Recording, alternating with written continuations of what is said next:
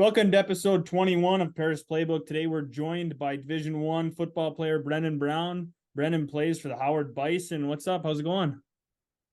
Going pretty good. Thank you for having me. Excited. Yeah, of course. It's you got to be pretty hyped up. Game day on Friday. I mean, some guys kicked off their season last Saturday, but you had to wait that extra week. Yeah, we actually played week 0 last year, so it was kind of a relief to have that first week to get our bodies together after camp finished and all things Yeah. like that. So definitely ready to You got go to though. Yeah, you got to be anxious after just going against your buddies for this long. Like you got to be ready to go against somebody else. Yeah, no, for sure. Yeah, you definitely get tired of playing your own guys, especially because you learn each other's ways. So then it just gets even more complicated whenever you keep going against each other all the time. So definitely excited Yeah. to play some real opponents. Also, forgot to mention you're the first HBCU athlete we've had on the podcast. So there you go. You're the first Awesome. one. Yeah, no, for sure. I'll hold that time. um. So did you always play tight end growing up, or did you play other positions? Yeah, so I played D tackle and D end mainly in high school, and I also played offensive tackle. I was a bit bigger, a little bit heavier set. And then I got a scholarship to play D line here. And then we got a new coach. So the new coach came in and he actually wanted me to play offensive line instead. So I ended up doing that for my first year here. And then we got another new coach that very next season, and he was the tight ends coach over at University of Florida right before that. He was with Kyle Pitts. He was his Okay. mentor and things like that. So, and that was also the same exact time COVID hit, and so everybody got sent home, things like that. And I took that, like that 9-month period where we were kind of all at home quarantine. I took that and basically just used that time to transform my body because I had already kind of talked to the coach about seeing about switching positions. Because I had always been a little more athletic than most of the other linemen, so I knew I could do other things, but I Yeah. was just playing line. So when COVID hit, it was in a way like kind of a blessing for me, just because it gave me a little bit of time to kind of catch up to where other tight ends were already because I had never played the position before. So 2021 was my first year actually playing tight end. So that was Yeah. cool. Yeah. Yeah. When I looked at your little profile on your roster, like man, it's a big tight end. I bet he played D line at some point in his life. Yeah, Like yeah, for sure. Yeah. I love D line. I would definitely still play for sure. Yeah. It's like got a Derrick Henry, got my King Henry jersey on. Like he could totally be a defensive end and he'd just like coming off the ball, he'd be an animal. No, for sure. Yeah, he could probably play most positions with as that Yeah. sure. Yeah, you wouldn't want him coming at you if you were the quarterback. Yeah, yeah, most definitely. So you're from Texas. How'd you end up in DC? I mean, did you get recruited by down south schools and Howard was just the right fit for you, or how'd your recruiting process go? Yeah, so I definitely did talk to a good amount of schools, more in the South. When I was younger, I kind of just wanted to maybe not get as far as possible, but I wanted to, create a little bit of distance from home just to see. Because I'm Yeah. pretty familiar with, the South because I got family all from, deep South, everything. So I'm familiar with the area and things like that. So I was definitely looking to maybe get out a little bit more, find out about, other parts of the country, things like that. And also it's just because, Howard is a big name, especially academically, that was a big attraction. Um, and um, and yeah, so yeah, the academics and just the name itself was probably the main thing that brought me towards Howard. But yeah, I did talk to a couple of schools in the South, but yeah, ended up here. It's cool here. I like it here.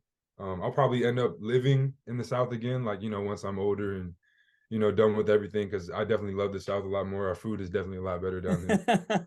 Um, but no, yeah, for sure, it's definitely a good experience to get out of the place you were living in before. Yeah, you got to do it when you're young. Like that's what everyone always says. Like go try new things when you're young, and then when you're older, you can move back home. And like you kind of said. So you played 22 games over 3 seasons that you mentioned. You had the COVID year in there, and some of those games were at offensive line. So your first career game, were you nervous for that? Were you pretty hyped up when you got the chance to step out on the field? So you mean my first one at tight end or my first one ever? Like when I was still First one playing? ever. Just first First one college ever. game.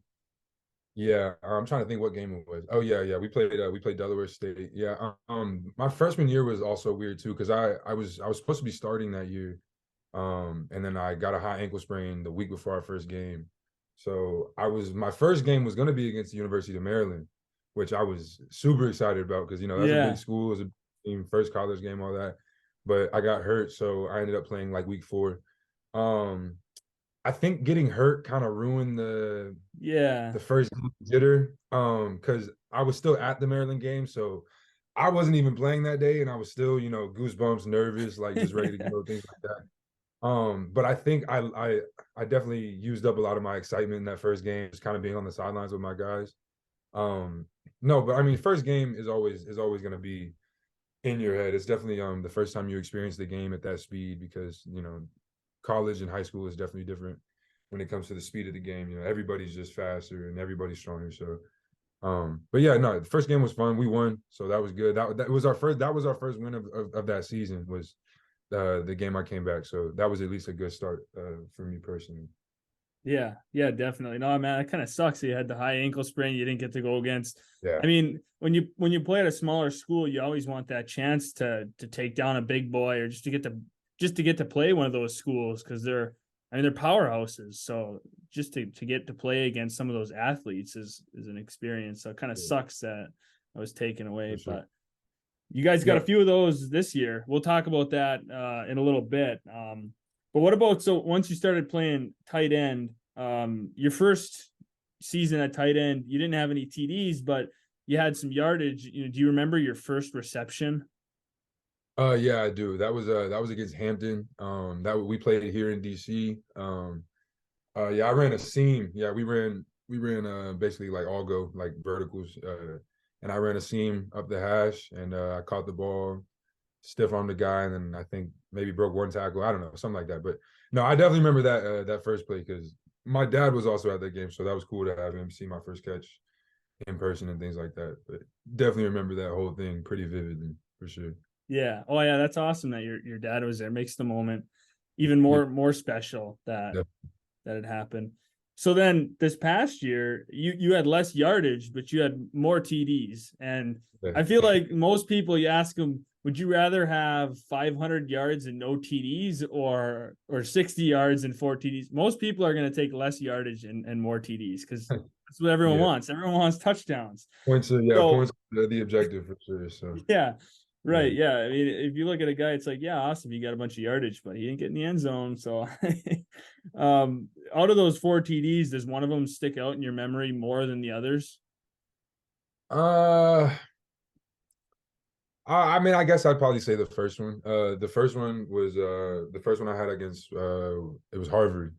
We just threw a little pop pass, caught it. I tipped it, and I kind of like fell to the ground with it. So it's kind of like one of those ooh moments that nobody, they didn't know if I was gonna catch it or not. So Yeah.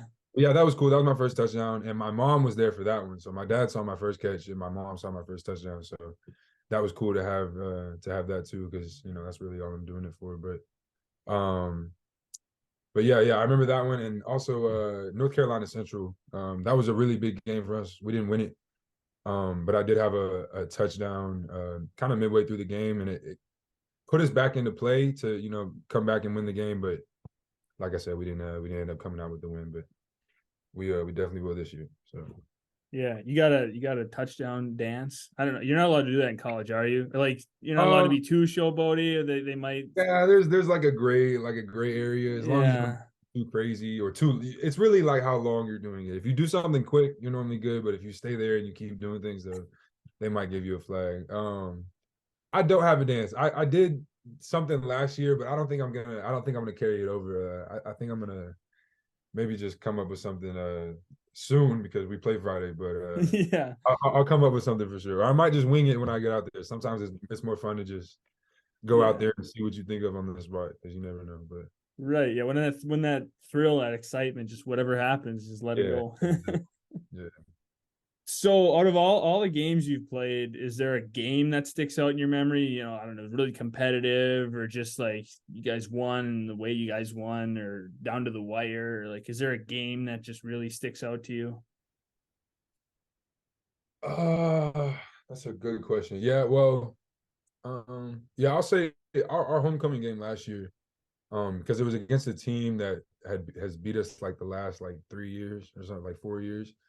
So they kind of had our number, and we didn't really, and they were never like outright better than us. We always kind of came up short, and we always knew that. But until you win, you can't really say much. So, like Right. I said, they had us 4 years, and then homecoming last year, we definitely put our foot down and made a statement. So that was probably the funnest game of the year last year, especially just it's homecoming, the environment, things like that. But that was probably the most fun game we've had so far. Yeah, it's not fun Yeah. to lose your homecoming. It's fun for the other team because they Yeah. know they just rained on your parade. But Exactly. Yeah. Exactly. so, like we said, your season kicks off on Friday, and you play a couple of big dogs this year. Most people probably wouldn't say Eastern's a big dog, but they had a pretty good season in the MAC Good last team. year. Bowl game 9-4. I mean, the MAC's it's a good conference. They're a good team. So I'm throwing it at they're it's a they're a big dog. Obviously, you know, you want to beat the teams like that. You want to show them what you're made out of. And as the underdog, you got nothing to lose. So they're the ones who got something to lose. Yeah. They're the ones that have the whatever. But does that make you guys more excited for your first game, knowing it's against a team like that? That was a bowl game last year, good record and all that stuff. Yeah, I will say definitely as a team, it doesn't change a whole lot. In football, most football teams, most programs all kind of have the same approach. You do everything the way, or you do one thing the way you do everything. So we don't really, we're not gonna change how we practice this day because we play these guys this weekend. You know what I mean? Like we approach Yeah. everybody with respect, to the game, because you never just want to walk in just expecting to just walk over somebody, right? Because that's Right. not a mindset. So as a team, we don't change a whole lot, as far as our approach. We obviously know what it means, like to play a bigger team that has, what or has what they got going on. But I will say personally, most guys who really care and are really passionate, obviously, there's a lot more pride and self expectations riding on games like this because we're a smaller team, but at the end of the day, like there's guys on this team who definitely have goals of playing at the next level. And so with games like this, these are kind of our games to, like punch our ticket. You know what I mean? Like to put our Yeah. name on a bigger thing than usual. So personally, for sure, there's definitely a bit of a different mental approach to games like this because you want to do well and you have high expectations, and because we do know they're a good football team, like you said. Like we played a FBS team last year, UCF or USF. I'm sorry, USF. They weren't, it was kind of like, all right, we can definitely run with it. We didn't win, but we could tell from that game that we were Yeah. not from where we need to be. But like you said, Eastern Michigan's a good team. So, and we can see that on film. They got good size, good speed. They play a lot of man. So, the good thing about playing man is we really see who's the better team. It's me versus Right. you, who win. So that's probably the most exciting part is we have a lot of one-on-one matchups coming up this Friday. And our offense is explosive, and I really expect to do some good things. So definitely excited, definitely more pumped up. It's a Friday night game, so feels like high school. Got the floodlights on, so it's definitely a lot of emotions flowing. I'm getting excited just talking about it. So Yeah. Yeah, I didn't even for think sure. about the scouts. They're gonna notice things more in these games. If you make a big play against a big team, it means more than making a Yeah, big play definitely. against somebody who's not as good. Well, Yeah, I'll definitely be tuning in. I'll be watching the game on Friday. Be We'll see great what luck. happens. Good, good. And then Northwestern is your other big dog. I mean, there's your chance. You missed out on that Maryland game. Now you get another Big Ten team. They're right now, there's a lot going on. They have a big black cloud above their program. They had the scandal. They're not as good, but that doesn't change the fact that they're still a Big Ten team. They still have incredible athletes, and it's still a Power Five team. So like you get to play a Big Ten team. That's got to be exciting, especially when you missed out on that Maryland game. Yeah, yeah, for sure. Yeah, yeah, and like I said, kind of just like with the same thing as Eastern Michigan. It's just another chance to, go out there and show that, just because we're FCS and we're HBCU, like it's not really an indicator of what type of football we play. So definitely excited for that game too, because I think that's their homecoming, so that'll be a big crowd too. So, and I know they're expecting to win, so we're gonna go in there, maybe ruin somebody's day, hopefully. Yeah, yeah, hopefully. Yeah. um, yeah. I mean the HBCU. I mean, I think Dion went down. He kind of proved that just because it's an HBCU, like he'd still be really good at football. Because I mean, look at how many of those guys transferred to Colorado and other schools. It kind of just proves that it doesn't matter if you're a smaller school, you can be really good. And Yeah, maybe other teams shouldn't just look at you like you're a pushover, because you're not. I mean, guys are all D1 athletes the same as they're D1 athletes. exactly. Yep, for sure. So do you have a favorite memory just in general, since going to Howard, like just a college football memory, not a game or a catch, just like, from being on the team or anything? Um, maybe not a specific time or day or place, but I feel like just a general memory of just kind of being in the locker room. I feel like all locker room experiences are always pretty fun, and like just like, Yeah. that's just when guys are really just being guys. Or like hotel nights before games, like that's normally when, because games are real high tense, stress situations. So the night before games, the team really does their best to just kind of just chill, forget everything going on, clear your mind out, like just relax, take a breath.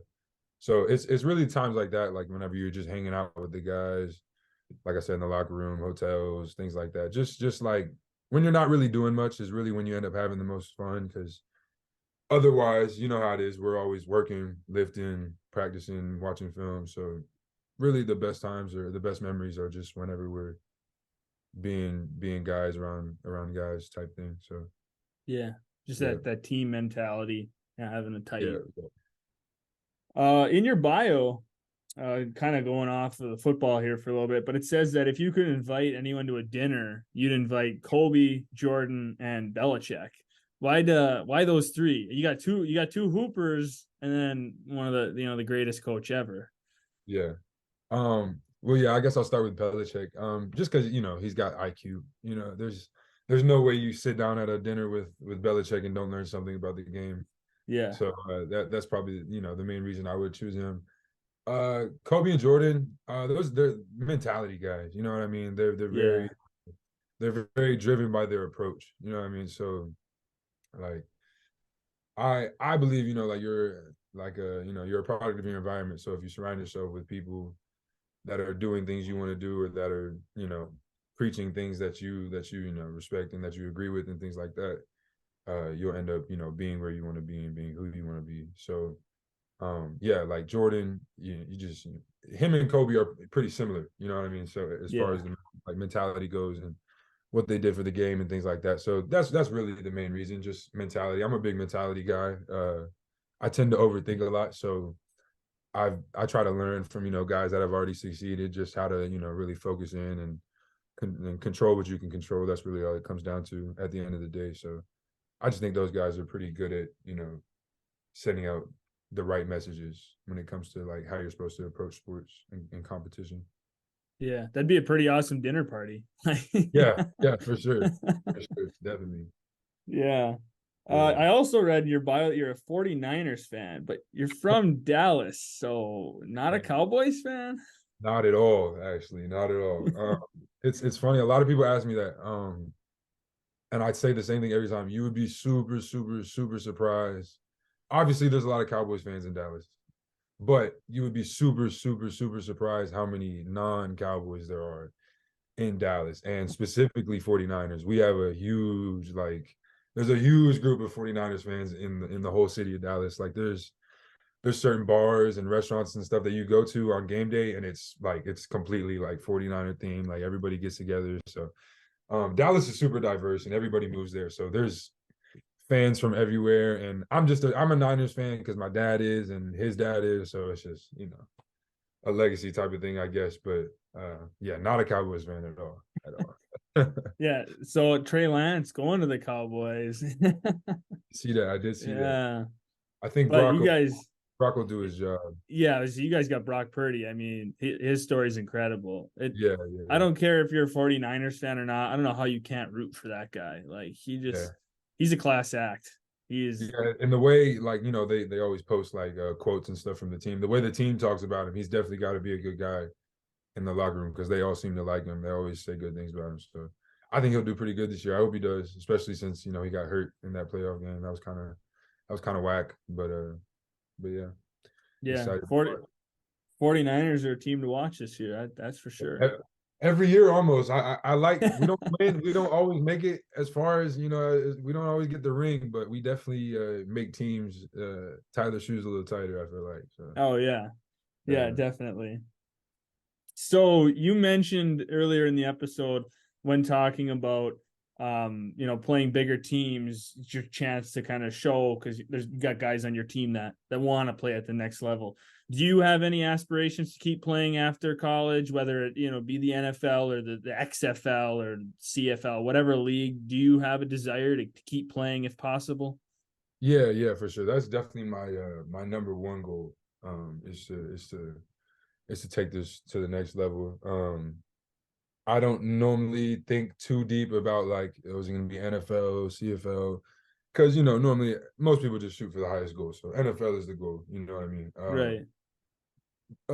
But I guess to be like everybody else, I'm also realistic. You know what I mean? Like it's not a high chance, but it's also in my control. So it's all gonna depend on me and what I do and what I produce. So I'm confident in myself. I also I long snap, and I do a bunch of other special teams. And a lot of people outside of the college football world don't realize most of the guys from smaller schools that end up playing next level is unless you're just star player, you're tearing it up every play type guy. Normally it's special teams guys. It's guys that make plays because they hustle and they never come off the field because they can do this and they can do that and they can do this and things like that. So I've been trying really hard to make myself even more versatile than I already am. So like I said, I'm playing a lot of special teams this year. I long snap, on kickoff return, things like that. So I'm definitely trying to do as much as possible to get myself in the best position to, sign with a team, get drafted. You never know. But yeah, so definitely have my eyes set on a goal to play at the next level. Right. Yeah, not everyone coming out of small schools, Jerry Rice or Randy Moss, or these guys that just have you ever seen the movie Invincible?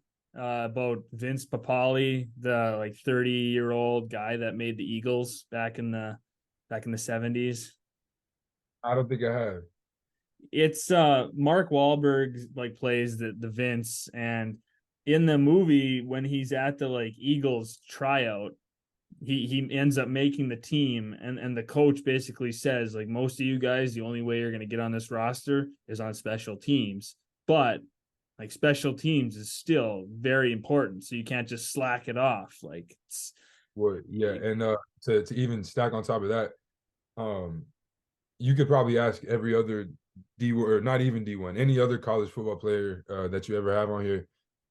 The one thing that the coaches stress more than anything is special teams. Like a lot of people don't realize from the outside in, like special teams is like one of the most talked about things in the meeting room. Like it's the first meeting we have every day. Like it is like it's extremely important. So teams really value that. So if anybody who's playing football now doesn't think they're gonna be important, like if you go do something good on special teams, you will be on a team quicker than pretty much any other position. So that's definitely good for college players to know once they get to this level, for yeah, sure. Is how special important. teams can make or break a game. I Yeah, mean, literally. Yeah, completely. it's so to wrap up the episode, why don't we end on do you guys have any big goals for this season for your team? Like, what are you guys shooting for this year? Um, I mean, we're definitely expecting to win our conference. That's base level as far as our expectation goes. We all expect to be holding up our conference trophy, playing in the Celebration Bowl, things like that. Um, as far as out of conference games go, Eastern Michigan and Northwestern will, I mean, obviously probably be our tougher games. With that being said, we're definitely the best we've ever been since I've been here. We play really well together. We all play really hard, and we all have like we're all on the same page. Like, it's kind of one of those things you can't really explain, but you can kind of just tell. Like when we're out there on the field, like we all can feel that we're going somewhere with this. And it's not it's not empty hope. You know what I mean? We're being very realistic with our expectations, and so we all expect to win Friday for sure. Not expecting to blow anybody out, not expecting it to be easy by any means, but this is definitely a game we can win. There's no reason we can't. Anytime in the past we've had losses, 9 times out of 10 we're able to look at ourselves and say, this is why, because we made this mistake here and we made this mistake here. So like anybody else would say, it's just you're competing against yourself, so if we go out there and you don't make the wrong reads, and you do what you're supposed to do, and you just take the coaching and stick to your technique and things like that, we definitely expect to come out with a win this week, the week after, and moving forward. So I'm super excited, super hopeful, and definitely ready to put on a show, because got a lot of hate coming towards Howard for sure. I think we have Yeah. we're like 1.5% win chance. I think that's what ESPN put out. So Wow. What does ESPN know? I mean, come on. yeah, it's our job to prove them wrong though. So Yeah, exactly. Yeah, you guys got to go show them what the HBCUs are made out of, what the small schools got. Go shock the world. I'll be watching on Friday, like I said. So yeah, good luck in the game. Good luck with the rest of your season, and thanks for hopping on the episode. sure, I appreciate you, Alex.